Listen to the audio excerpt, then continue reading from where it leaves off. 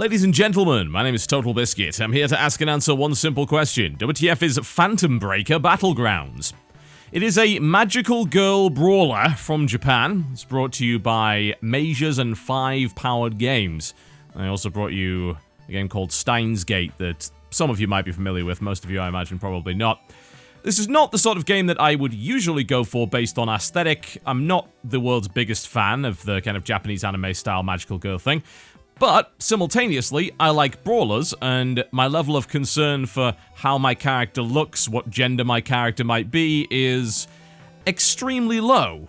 Why? Because I like good video games, and I'm not insecure and 12 years old.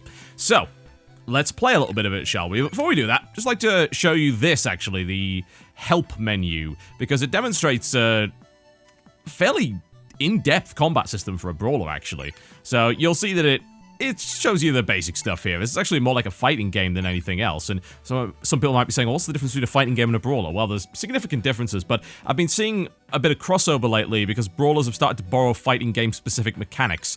A lot of cancel stuff, and the ability to, for instance, counter-attack, and the way the blocking works is actually very similar to the way that you see fighting games work. You've also got a lot of brawlers that are putting in burst gauges and things like EX. So you've got a lot of nice stuff here, you know, recoveries and everything like that, but things get a little bit more complicated when you look at things like guard break, which again is a very much a fighting game kind of concept, a slip shift, the ability to reflect attacks, emergency mode, which is essentially spending your health to break out of... It's basically a combo breaker, for all intents and purposes. Once you're being comboed, you can hit emergency mode, which will actually get you out of it at the cost of some life, and you'll be able to hopefully counterattack. And some nice special attacks and all sorts of things. EX, Phantom Break, guard cancels, all sorts of things like that. So a nice bit of complexity to a brawler, which is good, because a lot of brawlers don't have that, and as a result, they're considered by many people, I think, to be a very repetitive genre, and I don't necessarily blame them for that. So we're going to jump in with my level 16 character here. There are 4 characters available. They all have different weapons, so there's the one with the sword, the one with the spear, the one with the big hammer, and the one with the knives, and they all kind of play a little bit differently. If you level them up individually, they all have 8 different costume colors to choose from if you so desire, so I guess we'll go with the blue-haired one. There we go. And let's dive in here. There are 5 difficulty levels, but you can't unlock the others until you've actually beaten the game. It doesn't take too long to do that. I'm about halfway through. It's an 8-stage game, lasts a few hours. Alright, let's make a move in here. So you'll probably notice that you have a very kind of anime pixel art style. In fact, I imagine this is probably what Scott Pilgrim would have looked like if it was made by a Japanese studio. I think that, yeah, I really do. And that's something of a compliment, actually, because the quality of animation on display here is really quite high.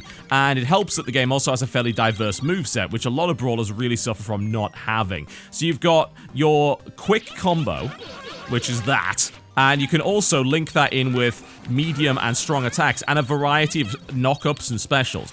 Now, these specials are actually linked into a skill system. The game commits a nasty sin that I don't really like called abilities. And some people may be aware of what that is. It was coined by Giant Bomb. I believe Vinny coined it, actually. It's a great term. It describes the start of the game giving you all of the abilities and powers and then taking them away for some arbitrary reason. And it's designed to kind of give you a taste of what the game has to offer, but simultaneously I find it to be a tease, you know? It's not particularly helpful to me. I would rather not see all of the abilities and then be surprised as I level my character up and gain them, rather than seeing all the abilities and then having to regain them again. I don't find that to be a particularly effective way of doing progression. Pet peeve. Subjective. Very much so. But those are my reasons for not liking it. So, you start, after you've done the first mission, with a kind of basic set of combos, and then you start to unlock things again. Like, bigger combos, that special ability, for instance, is another one, and you'll eventually get Phantom Break mode, which is a kind of a super attack mode, and things like Overdrive, which reduce your attack time down to almost 0, so you can link together some absolutely ludicrous combos. Now, all of these pickups do matter, because not only are you getting score, but you're also getting experience. So, everything you grab will give you some form of XP, which can be used to level up, and there's also 3 stats that you can level up as well, which might remind you a little bit of the way that Guardian Heroes did things. In fact, there's another mechanic that's very Guardian Heroes-esque, and that's a game I love to death, by the way, from the Sega Saturn era, which you can also pick up on the Xbox 360 as well. One of the only reasons to own one of those bastard things. But if you hit the left trigger, I'm using the pad for this, and I'll explain why in a minute, you can hop between 2 planes. And this is something that some beat-em-ups, including Guardian Heroes, did, which is nice, because you can use it to dodge, say, area of effect attacks, and you can also use it to manage the amount of enemies that you're dealing with at any given time, because you can move to a different area and then catch them off guard as they try to jump in and they're momentarily vulnerable. But as you can probably see, you get a lot of combos going in this game. And they're very satisfying to pull off as well, because everything feels really nice and linked together. Again, it feels more like a fighting game than anything else, and all the animations are stilted, everything's super responsive, which I like a great deal. And there is a decent amount of nuance, and there's things to learn in this game that I haven't really quite managed to pull off yet. All of the way that the cancels work to be able to combo more things together. It's really interesting to me, and knowing when to use emergency mode and not just bashing it randomly because it's a very limited resource. It very much does remind me of a fighting game. That's great. I think that's the way that brawlers need to go. Add additional complexity into it in order to get rid of the repetitiveness of the genre. And I'm someone that really likes brawlers, but I'm also the sort of person that, while playing Castle Crashers, was only really kept going by how crazy the environments and the enemies were. Because the fighting system in that game is really, really basic, and the combat ends up being super repetitive as a direct result. Also, if you're looking for extremely attractive buff men, then this is a place to find them.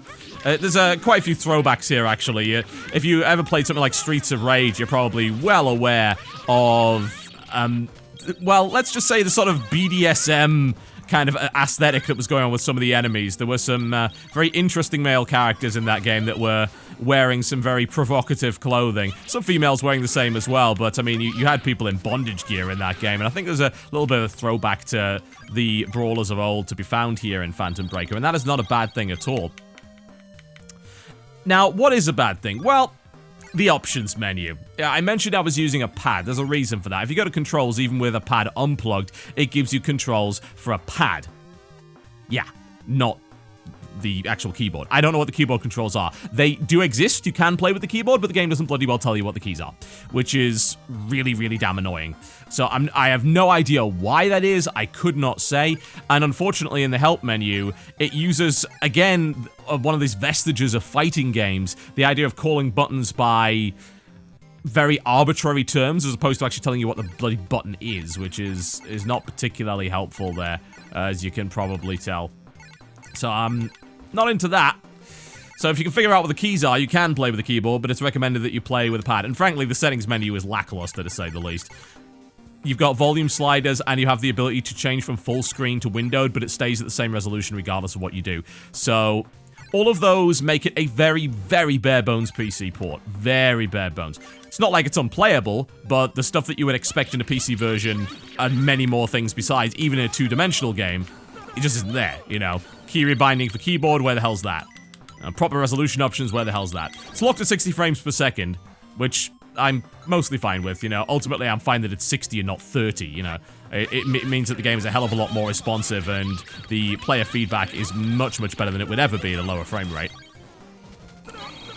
But discarding the PC port issues, there is one glaring thing that needs to be noted, and that's the fact that this game was originally out on the Vita and actually had an online multiplayer mode. The PC version does not, which is a huge downside, because as you're well aware, a lot of PC users do not use local co-op, and rightfully so. Well, I wouldn't say rightfully so, it's just perhaps not quite as convenient for them, less common. So not having online multiplayer means that you're probably going to be stuck playing this single player. Now, I'm okay playing it single player, personally. I'm enjoying it a great deal as a brawler. Because, as I said before, I think there's a lot of complexity there, there's a good amount of enemy variety. I will say that they do repeat stage backgrounds, perhaps a little bit too damn much for my liking. They do a lot of things like backtracking to reuse the same scenery, which I'm not too keen with. So while they're able to, for the most part, keep the enemy variety at a fairly decent level, they're not doing a particularly good job when it comes to the stage variety. And some of the stages drag on perhaps a little longer than you would necessarily expect. And you'll be saying, right, well, I saw that shop for the 15th time now. This is getting a little bit old. The story isn't really much to talk about either. It's nonsensically silly. It doesn't really matter in any way, and frankly, I don't care. It's a brawler. I don't play brawlers for the story. Play them for the satisfying mechanics of beating up a ton of dudes, and that's exactly what you're able to do in this game. So, aside from that bunch of caveats, the game runs absolutely fine. And if you happen to have a controller, then you've probably got exactly what you need to have a whale of a brawling time, because it's a really, really fun brawler.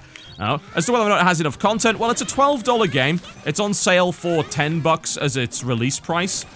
It will probably take you about 3 or 4 hours to beat the 8 stages, and then you can do arcade modes, there's an arena mode, and there's also the ability to play on higher difficulty levels for score attacking. So, if you happen to be the sort of person that likes to learn a fairly intricate system with a good, solid moveset and also level up 4 different characters, then I think there is replayability there to be had.